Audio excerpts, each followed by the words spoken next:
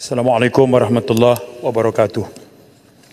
Speaker, ahli-ahli yang berhormat, saya berdiri di sini untuk mengetengahkan satu isu yang sangat penting yang telah menarik perhatian seluruh negara, yakni siasatan yang sedang berlangsung terhadap Global Ikhwan Services and Business Holdings, GISBH, dan implikasi serius terutama terhadap kesejahteraan wanita dan kanak-kanak. Penting untuk saya nyatakan bahawa ketika kenyataan menteri ini diberikan dan nanti akan diikuti dengan perbahasan, adalah mustahak untuk kita berikan kepekaan bahawa siasatan masih berlangsung dan prosiding mahkamah juga sedang berjalan. Sudah ada kertas siasatan yang berakhir dengan pertuduhan dan masih ada lagi kertas siasatan yang sedang dilengkapkan. Polis di Raja Malaysia dan beberapa agensi di bawah Kementerian Dalam Negeri sedang giat menjalankan siasatan menyeluruh. Sifat siasatan ini sangat kompleks kerana ia ikut melibatkan rangkaian syarikat yang beroperasi di dalam dan di luar negara, 18 negara luar. Dan fokus adalah terhadap tujuan untuk menyembunyikan sifat sebenar operasi di depan wajah perniagaan. Tapi di sebaliknya, seperti disebut oleh Menteri Agama, ada elemen penyebaran ajaran yang menyimpang yang telah pun dibuat oleh keputusan Majlis Fatwa Kebangsaan. GISBH ini adalah inisiatif yang ketiga. Yang pertama adalah Pertubuhan Al-Arqam, yang kedua adalah Rufaqa Corporation Sdn Bhd. Kedua-dua ini statusnya adalah oleh kerajaan terdahulu telah pun dibuat pengharaman. Bukan saja gerakan pertubuhan ini, tapi juga aktivitinya dan juga bahan penerbitan juga telah disenaraikan sebagai haram dari sudut undang-undang negara kita. Dalam konteks inilah, PDRM memberi tumpuan kepada beberapa undang-undang penting yang berkaitan, termasuklah terhadap operasi syarikat dan aspek kebajikan dan pelindungan terutama kanak-kanak dan wanita dengan mengguna pakai akta-akta yang di bawah kawal selia KDN, khususnya polis, dan tentunya dalam siasat itu tidak terhenti dengan pasukan polis sahaja.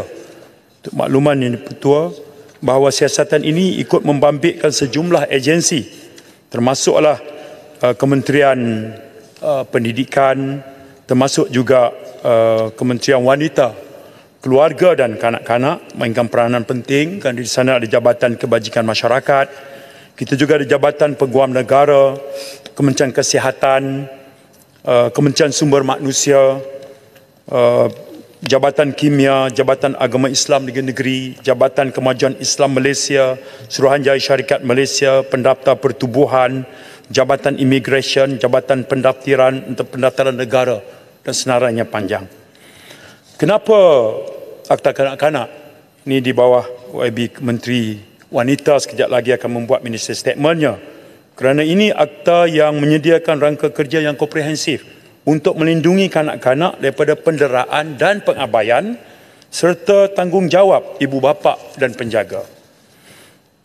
Kita juga menggunakan Akta Kesalahan Seksual Terhadap Kanak-kanak 2017 kerana ini undang-undang khusus menangani jenayah seksual terhadap kanak-kanak dan memastikan bahawa pelakunya tidak lepas daripada tindakan undang-undang.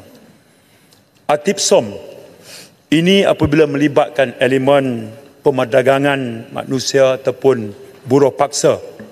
Kalau dalam siasatan ini mendapati bahawa adanya perbuatan di mana kanak-kanak di bawah umur ini diminta bekerja, kemudian tanpa bayaran gaji dan sebagainya, itu antara aspek siasatan yang kita teliti.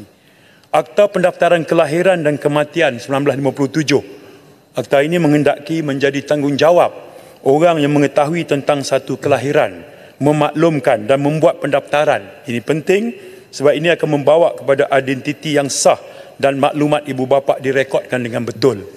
Apabila polis mengambil tindakan, ada satu bahagian kita panggil tangkapan. Ada satu bahagian kita panggil menyelamatkan. Yang kita selamatkan adalah 625 kanak-kanak. Kita asingkan pula pecahan kanak-kanak yang sudah ada identiti diri.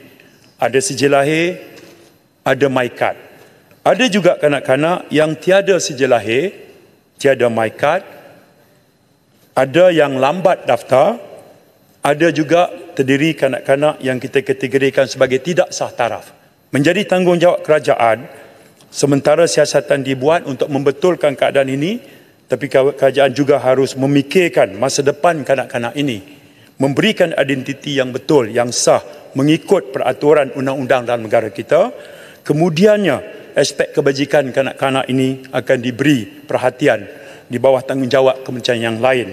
Misalnya, selesai identiti diri, itu akan memastikan kebajikan mereka terjaga, kemudian mereka dikembalikan kepada pendidikan arus perdana.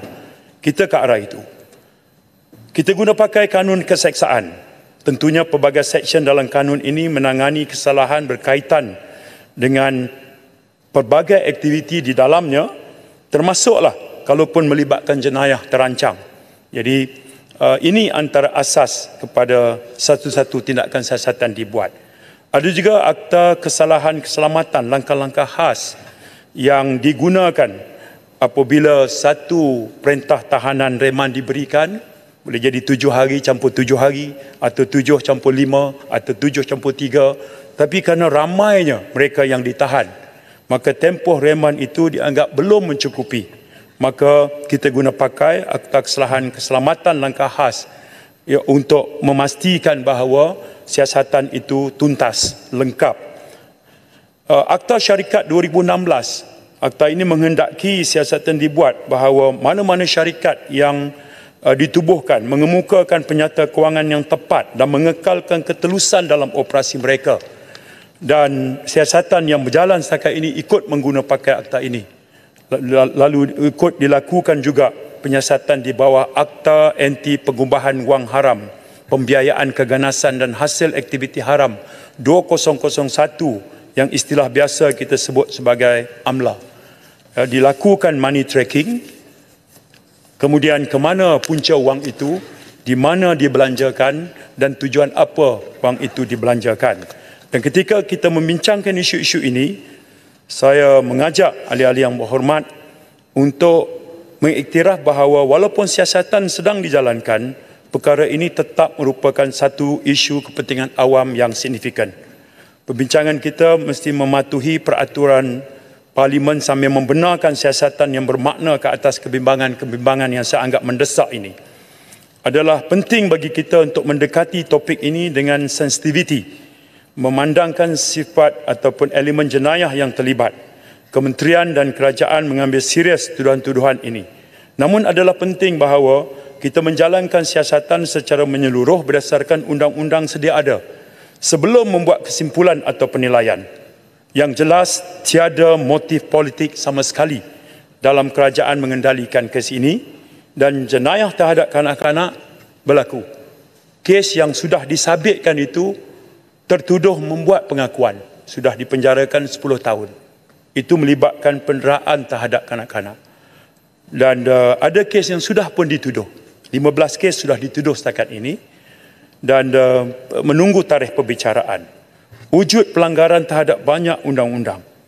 Dan kita perlu menjalankan siasatan dengan betul, bertanggungjawab dan membiarkan proses undang-undang mengambil tempat yang sewajarnya. Yang kedua, tentunya bergerak ke hadapan, kita juga harus mengambil kira beberapa perkara lagi. Ya. Melanjutkan siasatan keluar negara bukan satu tugas mudah. 18 negara.